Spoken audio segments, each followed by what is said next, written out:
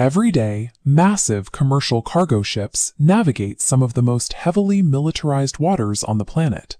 These vessels carry the bulk of global trade, passing through narrow naval choke points where military superpowers actively enforce blockades and sanctions. This map illustrates the density of that traffic through the Strait of Hormuz and the Gulf of Oman. A huge portion of the crews navigating these volatile routes come from a single country. India supplies roughly 15% of the world's maritime workforce, and there are currently over 18,000 Indian seafarers working in the West Asia region alone. On June 10, 2026, the MT Setabelo, an oil tanker sailing under the flag of Palau, was moving through the Gulf of Oman. The ship, manned by a mostly Indian crew, was traversing a corridor where the United States military was actively enforcing a blockade against Iranian ports. The U.S. military claimed the vessel failed to comply with instructions and was attempting to transport sanctioned oil. In response, a U.S. combat aircraft fired 2 Hellfire missiles directly into the Setabelo's engine room.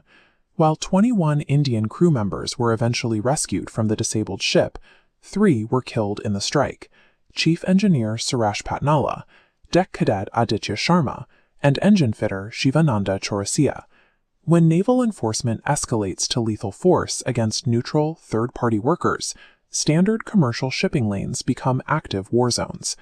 Modern geopolitical standoffs do not spare the civilian bystanders turning the gears of global trade.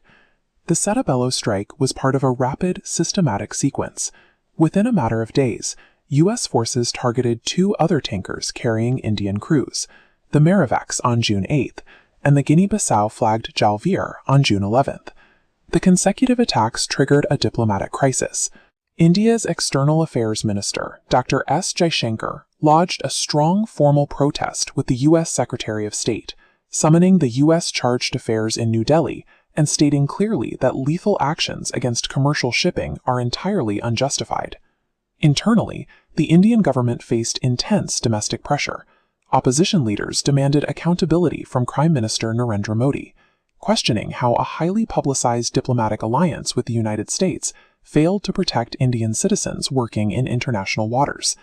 A military blockade designed to squeeze a geopolitical rival resulted in the deaths of allied civilians. This collateral damage directly strains the strategic partnership between 2 of the world's largest democracies. The United States initiated this naval blockade to exert economic pressure, explicitly aiming to cut off Iranian oil revenues and isolate the country geographically. But enforcing a blockade at sea involves navigating what defense experts call gray zone warfare. Adversaries deliberately mask their military operations by using civilian proxies, fishing fleets, and unflagged merchant vessels. These targets overlap with hundreds of legitimate ships to confuse traditional radar systems. This creates a severe tactical dilemma. Under the law of armed conflict at sea, commanders are legally required to take reasonable precautions before launching an attack, such as issuing radio warnings or attempting to divert a suspect ship. In a gray zone environment, the traditional military escalation ladder breaks down. If a suspect vessel ignores a radio call, a commander faces a severe binary choice: let a potential threat pass unharmed, or fire lethal missiles into a ship that might simply be carrying an unresponsive civilian crew. This Defense Department white paper, titled War Without Gunsmoke, details a solution using non-lethal weapons. Navies can force compliance without sinking ships. Long-range acoustic hailers, for example, deliver deafening verbal warnings to specific vessels, cutting through ambient ocean noise. If verbal warnings fail, militaries possess active denial systems, like the equipment shown here. These devices use directed microwave energy to create an intense heating sensation, physically repelling crews away from a ship's controls without causing permanent physical harm. The existence and proven viability of these intermediate technologies reveal a critical gap in how the blockade was managed. With non-lethal tools available to stop a ship or repel its crew, resorting to Hellfire missiles against the Setabelo was an avoidable tragedy. What happened in the Gulf exposes a core conflict at sea.